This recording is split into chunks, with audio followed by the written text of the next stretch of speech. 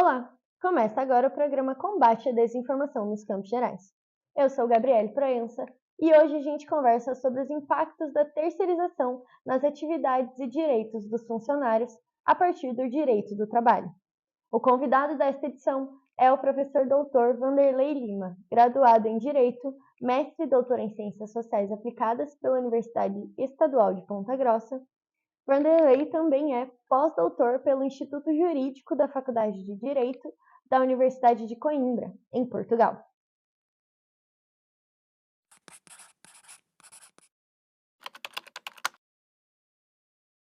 Bem-vindo, professor. Obrigada por estar com a gente. Boa tarde, Gabriele. Muito obrigado pela oportunidade, pelo convite, para que a gente possa discutir um pouquinho, né, esse tão inquietante mundo do trabalho e do direito do trabalho. Professor, o Supremo Tribunal Federal liberou a terceirização do serviço de forma irrestrita. Após a reforma trabalhista, até mesmo funcionários de atividade fim podem ser terceirizados.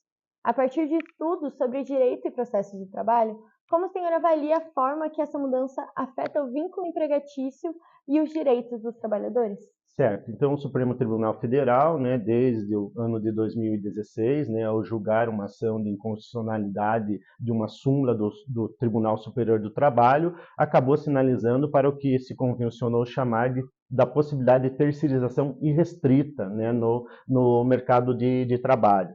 Antes desse aceno positivo por parte do STF para essa terceirização, que atinge também, como você muito bem falou, a atividade fim, o Tribunal Superior do Trabalho, o TST, por meio de uma súmula, normatizava ou regulamentava a questão da terceirização, uma vez que nós não tínhamos no ordenamento jurídico legislado regras pontuais e genéricas para a terceirização, permitindo que se pudesse terceirizar no âmbito empresarial, no âmbito inclusive do serviço público, tanto serviço de limpeza, zeladoria, vigilância e aquelas atividades consideradas atividades meio das empresas, não propriamente na atividade fim. Justamente terceirizar atividades meio, como por exemplo, questões envolvendo logística, para que a empresa pudesse canalizar todos os seus esforços para aquilo que estava dentro da linha estrutural do processo produtivo desencadeado lá naquele empreendimento, ou até mesmo no serviço público. Então, essa súmula do TST é que estipulava os limites, né, do que seria considerado como terceirização lícita e o que estaria, de repente, sendo considerado terceirização ilícita. Então, como você apontou, o Supremo Tribunal Federal, no julgamento, acenou para que realmente se pudesse terceirizar de uma maneira irrestrita, prejudicando em alguns aspectos essa súmula do TST, e na verdade o STF abriu barreiras porque logo na sequência, com a reforma trabalhista de 2017, uma reforma bastante ampla, acabou se regulamentando a terceirização numa antiga lei do nosso ordenamento jurídico, que é a Lei 6.019 de 1974, que tratava sobre o trabalho temporário, e incluiu nessa lei dispositivos regulamentando a terceirização e possibilitando propriamente que ela pudesse ser estendida para todas as atividades de maneira irrestrita, conforme já havia dado esse contorno à decisão do STF. Isso, de alguma forma, ela reorganiza toda a possibilidade no que diz respeito à terceirização no Brasil e admitindo que se as empresas entenderem que, havendo uma vantagem, seja propriamente de caráter econômico e especialmente também o que deveria conduzir uma terceirização que pudesse ser minimamente legítima, a partir da necessidade da especialização do trabalho, né, destacar, deslocar para terceiro, para uma estrutura fora da organização daquela empresa, para que possa ser realizada sem que se tenha que contratar diretamente os empregados pela empresa que se chama tomadora do serviço, né? Então, a terceirização ela se caracteriza justamente por essa triangulação no vínculo empregatício, porque o trabalhador terceirizado, na verdade, ele forma vínculo direto com uma empresa prestadora de serviço que coloque esse trabalhador para uma empresa que ele não tem vínculo empregatício, que será a tomadora do serviço. Essa tomadora do serviço, em tese, ela não tem poder de direção, esse trabalhador não está subordinado a ela, e os limites da responsabilidade dessa empresa tomadora é exclusivamente subsidiária no eventual inadimplimento. Então, se a empresa prestadora que contratou esse trabalhador terceirizado, em algum momento, não cumprir com as obrigações trabalhistas, numa eventual ação trabalhista, esgotada a possibilidade de que o trabalhador possa executar diretamente essa empresa com a qual ele se vinculou, a empresa que se aproveitou da mão de obra, que é a tomadora, pode vir a responder nos créditos trabalhistas. Então, há toda uma reestruturação no vínculo de emprego, na cadeia de responsabilidades e também, com esta ampliação, se possibilita que se rearticule, né, toda a estrutura do mercado de trabalho, né, chegando ao ponto de que algumas empresas podem, de repente, ter muito poucos trabalhadores no seu quadro de funcionário, ou até mesmo nenhum, né, no seu quadro de funcionário, e as atividades que fazem parte da sua cadeia produtiva possam ser repassadas para outras empresas autônomas que realizarão o serviço em seu benefício. Professor Vanderlei, segundo o STF, a contratação CLT não é a única forma de vínculo com as empresas. Considerando a descentralização das atividades meio e fim, quais são os principais argumentos que o senhor observa em empresas para terceirizar os serviços? Na verdade, quando se trata da terceirização, basicamente tem dois aspectos principais que envolvem esse tipo de contratação, ou a necessidade, ou até mesmo a tomada de decisão por terceirizar determinada atividade no empreendimento. Como eu falei para você, talvez o principal fator que deveria realmente ser aquele que se determinasse como um vetor para a terceirização, legitimasse a terceirização, é justamente a especialidade do serviço. Então, essa empresa que não tem no seu know-how estrutural, seja no seu corpo de funcionários ou na expertise que desenvolveu para o sistema produtivo, ela não tem funcionários no quadro, nem estrutura para desenvolver determinada atividade que ela precisa, né, que está dentro da cadeia produtiva. Então, em razão da especialidade, que possa, inclusive, ser executado com uma melhor perfeição, seja no aspecto técnico, no aspecto produtivo, seja aspecto qualitativo e produtivo, ela possa repassar para terceiros a execução desse serviço, dessas tarefas de cunho especializado.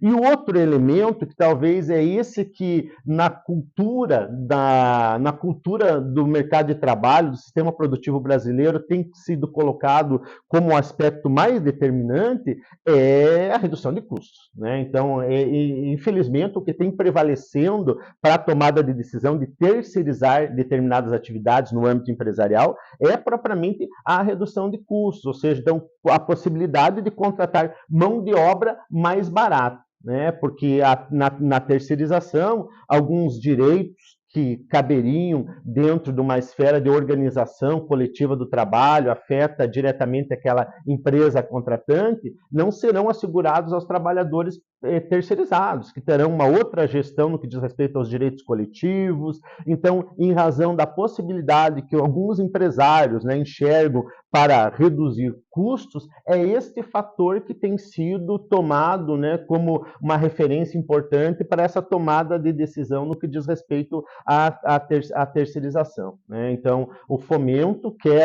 da terceirização quebra esta linha de uma vinculação direta com o trabalhador, independentemente da atividade que ele está desenvolvendo, a função que ele desenvolve na empresa, num contrato de trabalho firmado diretamente com ela, e de repente com uma proteção especial, a partir de uma norma coletiva vinculada a esta atividade econômica, uma proteção e direitos, de repente, que são assegurados por um regulamento da empresa, que pode ser favorável, a prática de uma política salarial, que, de repente, pode beneficiar esses trabalhadores, acaba sendo prejudicado ao repassar essa atividade para uma empresa terceirizada que não se vincula com esses documentos normativos que poderiam, pelo menos em tese, representar uma condição melhor de trabalho, seja econômico, até mesmo no que diz respeito às condições do trabalho para esse trabalhador.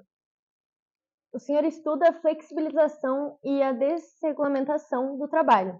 Assim, considerando a reforma trabalhista de 2017, como a terceirização atinge sindicatos e lutas dos trabalhadores por direitos? Certo, esse é um aspecto bastante importante, né? Porque a terceirização ela desarticula a organização coletiva dos trabalhadores. Como havia mencionado anteriormente, então a empresa pode chegar a ter uma situação de ter trabalhadores executando tarefas dentro de uma mesma linha produtiva, linha no sentido amplo da expressão, né? Um mesmo núcleo de atividades, trabalhadores que são contratados diretamente por ela, e, portanto, sujeito aos direitos e às condições de trabalho afetas a esta atividade econômica, atividade profissional, com uma convenção ou com um acordo coletivo que assegura-lhe direitos e obrigações, mas vinculado a esta empresa, a atividade econômica que essa empresa executa, e pode ter também, convivendo ali, executando tarefas, trabalhadores terceirizados afetos a outra organização coletiva, né? Trabalhadores que fazem parte de outra base sindical, empresas que fazem parte de outra base sindical e que provavelmente não terão, né, não terão os mesmos direitos que são assegurados àquele trabalhador contratado diretamente. Então já tem um primeiro problema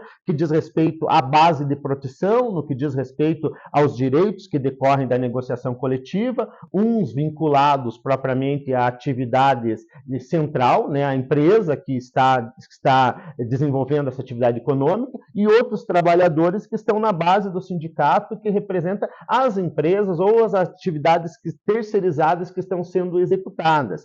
E isso também, o segundo aspecto, diz respeito à desarticulação dos trabalhadores, né, porque prejudica esse reconhecimento como coletividade. Né? O trabalhador que trabalha terceirizado, ele não se reconhece, ele não se identifica com aqueles trabalhadores que prestam serviço diretamente pela empresa tomadora da mão de obra. E, aliás, não é muito incomum, inclusive, que ocorram práticas discriminatórias, né, daqueles que são contratados diretamente pela empresa tomadora e aqueles que são terceirizados. Né? É muito comum que ainda haja algum tratamento discriminatório, mas, em última análise, o fato é que desarticula, desestrutura os trabalhadores porque não estão na mesma base sindical, não estão na mesma base negocial e no que diz respeito ao próprio reconhecimento dos seus direitos e a luta para preservação, manutenção ou melhor conquista de direitos também é prejudicado porque há um esfacelamento, né, no que diz respeito à articulação e à movimentação coletiva dos trabalhadores.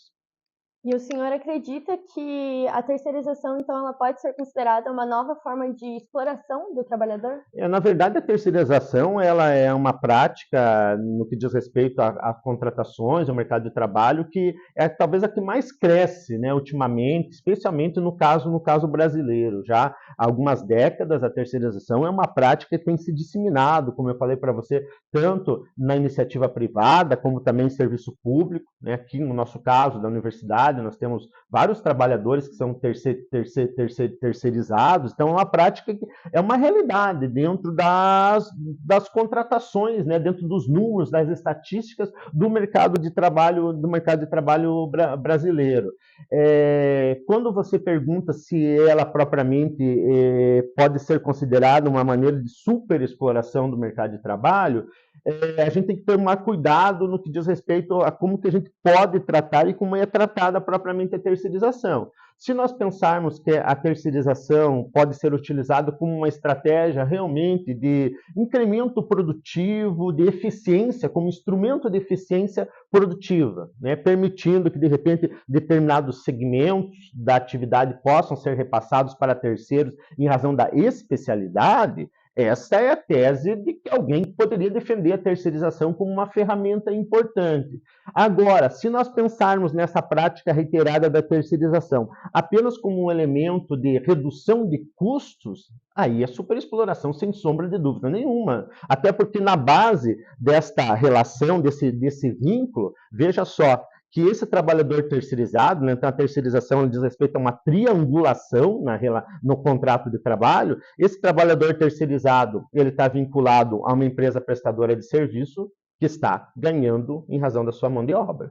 Né, está ganhando justamente por ter colocado esse trabalhador lá para executar a tarefa nessa empresa tomadora. E tem empresa tomadora que está ganhando também em razão da mão de obra que está sendo prestada propriamente por esse trabalhador. Então, numa relação triangular, com dois, entre aspas, empregadores, ainda que um seja direto, né, e outro diz respeito àquele que toma o serviço, mas nós temos dois sujeitos, né, na contraposição da relação à figura do empregado, que estão obtendo ganhos, rendas, em razão da mão de obra prestada por esse trabalhador. Então, se nós levarmos em consideração a terceirização apenas sobre essa perspectiva de redução de custos, aquilo que deveria ser algo que devia ser distanciado de uma relação de trabalho, até porque se prevê a vedação em convenções internacionais, que é a proibição da mercantilização da mão de obra, né? O trabalho considerado como mera mercadoria,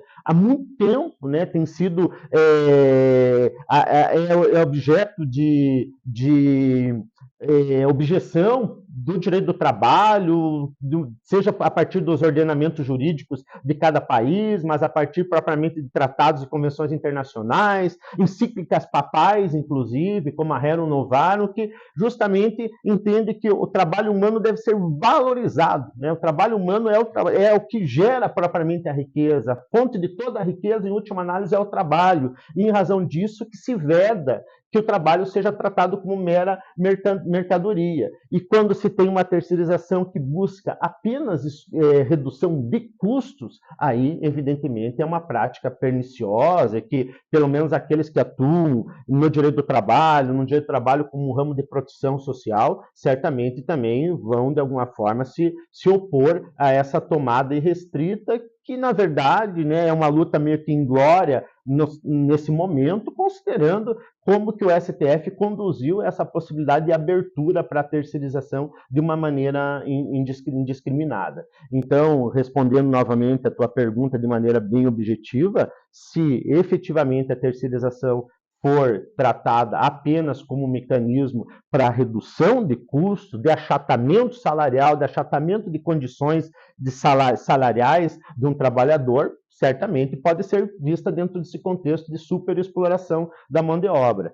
E acho que tem um aspecto muito importante, né, que deve ser sempre destacado, né, para aqueles que se opõem a essa terceirização irrestrita, porque o próprio mercado de trabalho, onde a terceirização se verifica, ele traz dados bastante preocupantes. Então, o trabalho terceirizado é um trabalho de alta rotatividade, né, onde os trabalhadores não têm uma certa, não é estabilidade, mas um emprego mais perene, né, porque terminou o contrato, aquele trabalhador possivelmente já vai ser dispensado, então não se pereniza numa atividade.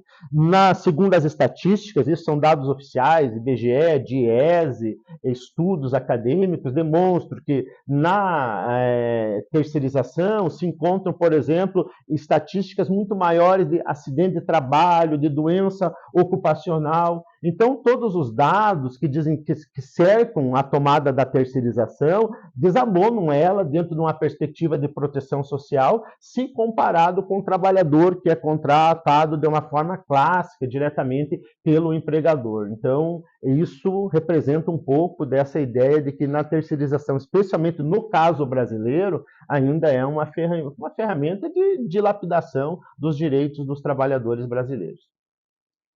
O perfil profissiográfico previdenciário é um documento do Instituto Nacional do Seguro Social, o INSS.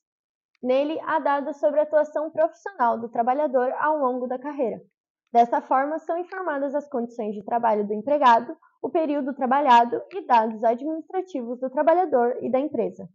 Na visão do senhor, quais são os impactos da terceirização no quesito igualdade salarial entre trabalhadores que exercem a mesma função? Então, da forma como foi regulamentada a terceirização na Lei 6.019, e como também já constava da própria decisão originária do STF, que conduziu essa transição para a reforma trabalhista de maneira que se estabeleceu por meio da legislação, não se garantiu na terceirização nenhum tipo de igualdade salarial, né? Então, o próprio ministro Barroso, quando formula o voto nessa ação constitucional da terceirização, diz que não se tem como garantir a isonomia salarial porque as empresas são diversas, esses trabalhadores são contratados por empresas distintas, com potencial econômico, inclusive, distinto, então, portanto, não se garante a isonomia salarial no que diz respeito à terceirização.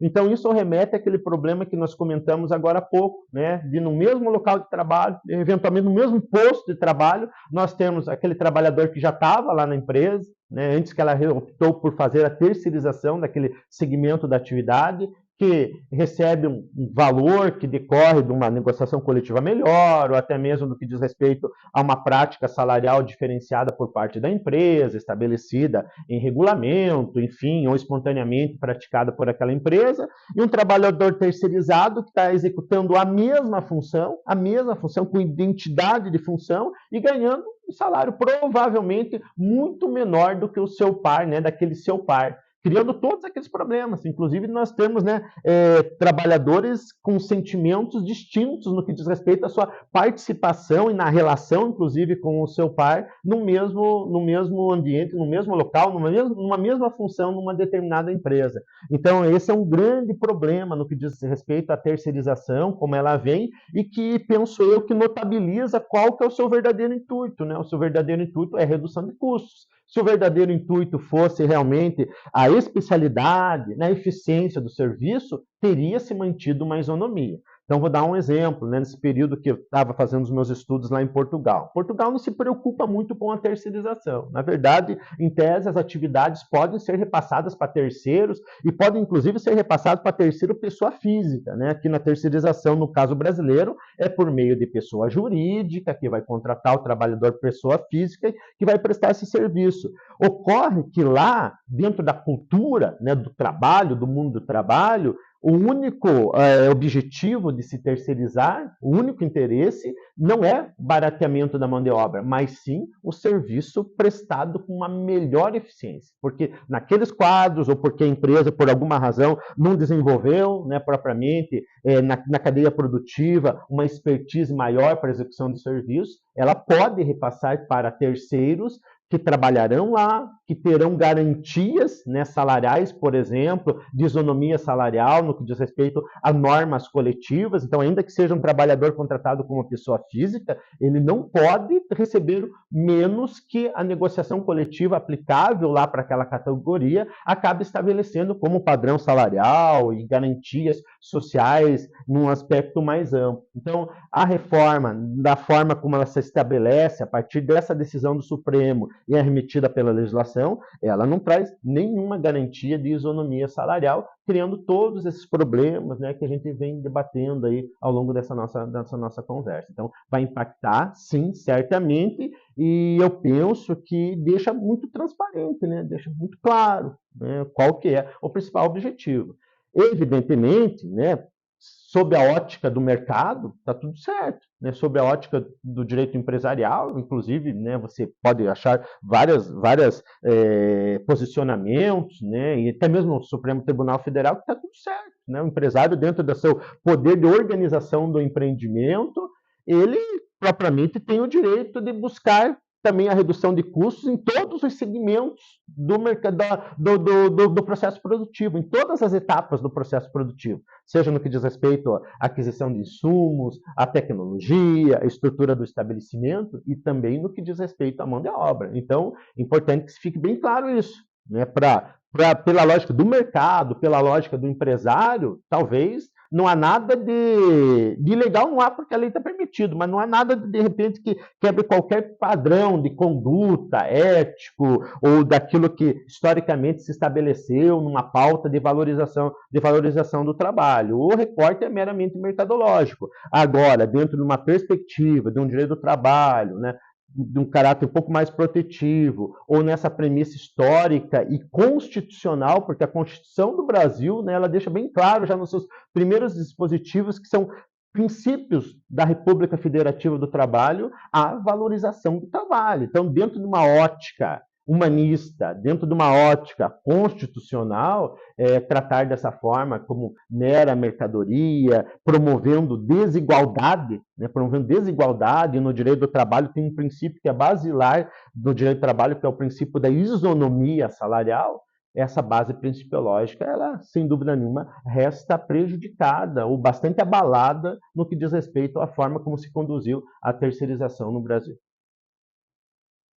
Na tese, o senhor avalia o processo de flexibilização do direito do trabalho no Brasil. Como o senhor analisa a falta de clareza dos contratos terceirizados e como o desconhecimento dos direitos dos trabalhadores terceirizados dificultam o acesso à justiça do trabalho e atrapalham a fiscalização de irregularidades? Eu acho que essa questão envolvendo o reconhecimento do sujeito de direitos, né, no caso do trabalhador como sujeito de direitos, ele é um problema que atinge os trabalhadores de uma forma geral, né? Não somente o trabalhador terceirizado, os trabalhadores de uma forma geral, eles têm uma dificuldade no reconhecimento da sua condição de sujeito de direitos, e mais ainda, né, ultimamente os trabalhadores eles estão passando por um processo de cooptação. O trabalhador cada vez menos se reconhece como trabalhador, como empregado, como alguém que faz parte de uma determinada classe, que poderia, de repente, ajudar a promover na sua articulação dentro da classe a busca por novos direitos, ou até mesmo para a proteção dos direitos que, em tese, pelo menos na lei, já lhe são garantidos. E o trabalhador, ele se reconhece muito mais com o que ele não é, né? Como, por exemplo, nos chavões que todos nós conhecemos, que o trabalhador tem que vestir a camisa da empresa, ou no discurso do empreendedorismo, numa perspectiva liberal, como se o empreendedorismo desestruturado pudesse realmente suplantar um sistema de proteção social que acontece no vínculo clássico de emprego. Então, essa questão envolvendo o não reconhecimento dos sujeitos não é algo que se aplica exclusivamente aos trabalhadores terceirizados, é aos trabalhadores de forma geral. Eu sempre costumo dizer nas minhas aulas que nós não passamos, às vezes, de cidadãos de papel na condição de trabalhador. Porque se o trabalhador, por exemplo, abrisse lá a Constituição Federal, se depararia lá com o artigo 7º da Constituição Federal, que se por si só tivesse uma aplicação, tivesse a transposição do direito que está lá na letra da lei no papel para termos práticos, nós já teríamos um dos melhores países do mundo para se trabalhar e viver com dignidade. Só te dou um exemplo. Por exemplo, lá no artigo 7º, no inciso 4º, fala do salário mínimo. Então, todo trabalhador urbano e rural brasileiro tem direito a um salário mínimo capaz de satisfazer as suas necessidades e da sua família, com saúde, educação, lazer, vestuário, previdência social, enfim, uma infinidade de necessidades, né? Necessidades prementes para o ser humano viver com dignidade, e que hoje é R$ 1.518. R$ 1.518 não dá conta das necessidades mais primárias do trabalhador, quem dirá do trabalhador e da sua família. De repente, você pode me questionar, professor, mas né, os trabalhadores brasileiros, o salário mínimo, ninguém recebe salário mínimo. Não é verdade, né? Boa parte dos trabalhadores recebem salário mínimo e a média salarial no Brasil é 2 salários mínimos, aproximadamente em torno de 2 salários mínimos é a média salarial do trabalhador brasileiro. E os benefícios previdenciários, por exemplo, a maior parte deles estão pautados no salário mínimo, um pouquinho mais do salário mínimo. Então, você veja, nós não transpusemos, né, aquilo que deveria dar uma condição de dignidade para o trabalhador, do que está lá no texto constitucional desde 88, nós não colocamos em prática, não demos efetividade, e, de repente, nos vemos assolados nos últimos anos, né, com um processo de desconstrução do direito do trabalho, por reformas trabalhistas, como se a legislação do trabalho, a proteção que é mínima que nós temos na legislação, realmente fosse um entrave para a questão do desenvolvimento econômico, para a geração de empregos, né? Flexibilizar, cortar direitos dos trabalhadores nunca gerou postos de trabalho, nunca gerou emprego, né? Nunca teve uma melhoria nas estatísticas da geração de emprego, pelo menos considerando empregos revestidos minimamente, né, de proteção social. Não é o caso, por exemplo, com a reforma lá do trabalho intermitente. Nem dá para colocar, não deveria nem